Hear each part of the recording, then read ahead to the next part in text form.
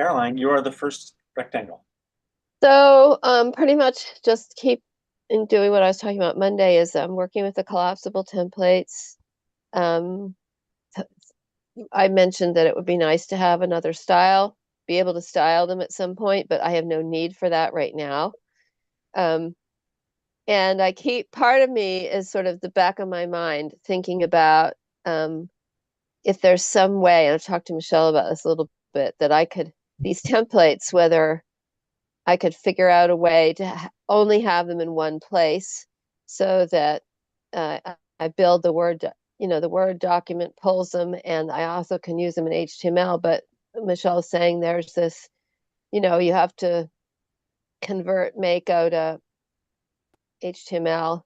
And then the way the markup works is that sometimes markup just isn't adequate for some of the more, well, basically nested bulleted lists or nested lists. And so I have to use HTML. I think that's the only time I use HTML, and then I apply a class. So there isn't, so we haven't found a way to convert Mako and markup to HTML so that it can go into Word. But and I, I don't know how useful it is.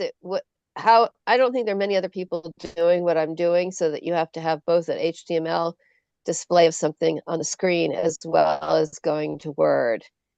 But there's part of me that now that I'm comparing Word with HTML is thinking, God, wouldn't it be nice to only have this in one place and not worry about whether the period is inside or outside the quotation mark? One place dream. But anyway, that's all I've been doing this week, and I probably continue to do that for the next few weeks. Michelle. So, just to clarify a bit, it's the conversion of Mako to Jinja. That is the Mako plus HTML to Jinja. So that balance of those two. And I have one thought of, if you have like very limited things that have to be accounted for, maybe we can just write a parser for it. But you'd never be able to really step outside of, you could step outside of that. It's I don't know.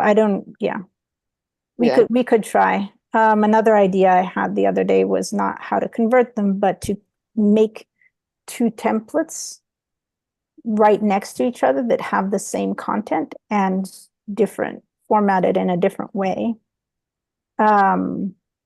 So that they're at least co-located. So you can see I'm comparing this to this, and when I change this, I know to change this as well. But that's not what you're looking for exactly. So other things, I worked with Mia on income stuff a fair amount. One thing I've noticed is that people really struggle with other income because they have to do things like break it out into individual pieces, or they have to do things like, well, thank you. Just a sec. Break it out into individual pieces, and they have to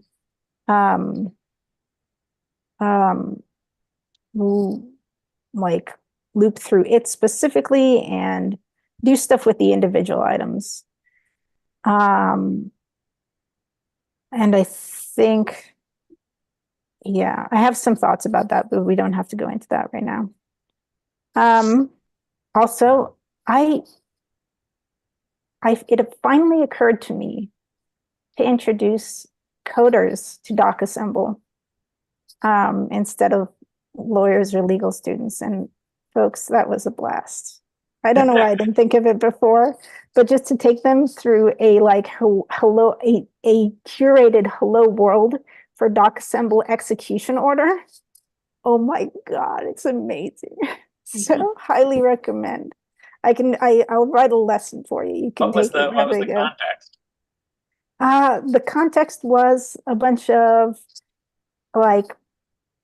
coders who are interested in doing random things and learning random things. Okay. Like specifically the Recurse Center. If any of you watching are coding curious and coding and get passionate about coding, even if you don't know very much, look into the Recurse Center. It's just a lot of very curious, very lovely, very enthusiastic and passionate people. And I just made a workshop and people came. And yeah, I don't know.